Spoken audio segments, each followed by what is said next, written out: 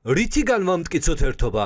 პირველ რიგში უნდა მოვეშვათ ზურგს უკან საუბარს და გამოვიჩინოთ ერთმანეთისადმი მეტი ნდობა.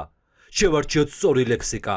სიტყვების ზედმეტად ძვირფასი რამაა იმისთვის, რომ ასე მოურიდებლად და დაუფიქრებლად გამოვიყენოთ.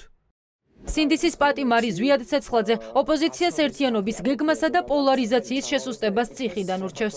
მეერთეს საკნიდან გამოგზავნილ წერილში ის წერს, რომ განსხვავებული პოლიტიკური შეხედულებები არ უნდა გახდეს თავდასხმების საფუძველი, როდესაც თანამებრძოლებს მომენტალურად მოღალატედ რაცხავენ. მე ვარ ბოიკოტის მომხრე, მაგრამ კატეგორიულად გმობ იმ ლექსიკას, რასაც ლელოს მიმართ იყენებენ. საზოგადოების ნაწილს არ მორიდებია ისეთი სიტყვების გამოყენება, როგორიცაა მოღალატე, გამყიდველი, მტერთან შეკრული სუსი და ასე შემდეგ.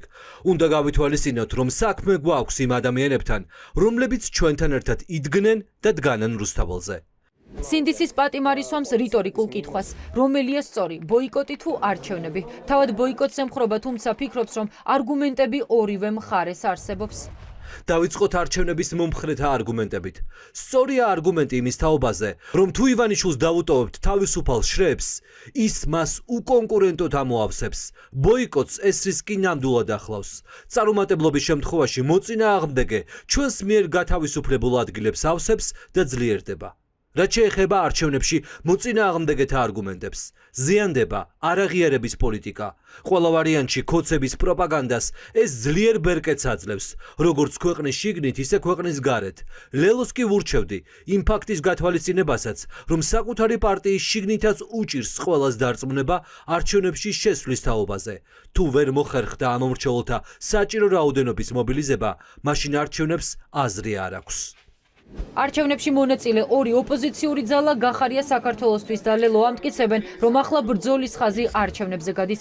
იციან რა რეჟიმში მოუწევთ ბრძოლა, თუმცა ამბობენ, რომ პოლიტიკური პროცესისთვის ეს მნიშვნელოვანია. ხელისუფლება, რომელმაც უღალატა საკუთარ ხალხს, რომელმაც ფაქტიურად ღარიბა გააღატაკა და მიატოვა ჩვენი მოქალაქეები, არ უნდა დავტოვოთ მარტო იმ ბრძოლის ველზე, რასაც ქვია არჩევნები, მიუხედავად იმისა, რომ არანაირი მოლოდინი არ გვაქვს ჩვენ არც სამართლიანი და არც თავისუფალი საარჩევნო პროცესის. იმისთვის, რომ ჩვენ ამაზე ხელი ავიღოთ და რაღაც სხვა გზას დავადგეთ, უნდა ვინმე გვაჩვენოს, რომ უკეთ მოვემსახურებით ქართველი ხალხის ინტერესებს, ვიდრე საარჩევნო უფრო სწორედ აი ამ საარჩევნო ბრძოლის ძალიან უთანასწორო, ძალიან მძიმე პროცესში მონაწილეობის გზით. ჩვენი ოპონენტები ოპოზიციიდან რომლებიც თვლიან, რომ ბოიკოტი არის მათი საშუალება გამარჯვების და ამ რეჟიმის ჩამოშლის, ჩვენ მათ განსხვავებულ აზრს პატივს ვცემთ. განსხვავებით მათგან. როდესაც ისინი თავს გვესხმიან, ჩვენ დაუმსახურებთ. ბოიკოტის მომხრე პარტიები კი ლელოსა და გახარიას გუნდს ურჩევენ, ან გადაწყვეტილება შეცვალონ და არჩევნებში მონაწილეობაზე უარი თქვან, ან დამსახურებული κρიტიკა მიიღონ, რადგან რეალურად ეს არა არჩევნები, არამედ სპეცოპერაციაა. კრიტიკა უნდა მიიღოს ყველამ და დღესაც ვამბობთ, რომ კიდევ აქვს შანსი მათ, იგივე ლელომ, იგივე გახარიას ჯგუფმა, რომ უარი თქვან იმ სპეცოპერაციაში მონაწილეობაზე, რომელიც სპეცოპერაციაც დაგეგმილი აქვს უკვე ივანიშვილს და შედეგებიც დაწერილი აქვს უკვე და ეს იქნება მისი გაправება და მეტი არაფერი. პატივი ვცემთ პოლიტპატიმრებს, პატივი ვცეთ იმ ახალგაზრდებს, იმ ადამიანებს, ვინც ყოველდღიურად 200 დღეზე მეტია უკვე აპროტესტებს ამ ყველაფერს და ჩვენ ყველაფერი გავაკეთოთ იმისთვის, რომ არ შედგეს ადგილობრივი არჩევნები. ზვიად ცეცხლაძე, სინდისის პატიმარი მეერთე საკნიდან პოლიტიკური კრიზისის დასრულების მთავარ წინაპირობად ერთმანეთის აზრის პატივისცემას მიიჩნევს. წერს, რომ სჯობს 4 ოპოზიციური ცენტრი ერთ საერთო მოქმედებაზე შეთანხმდეს,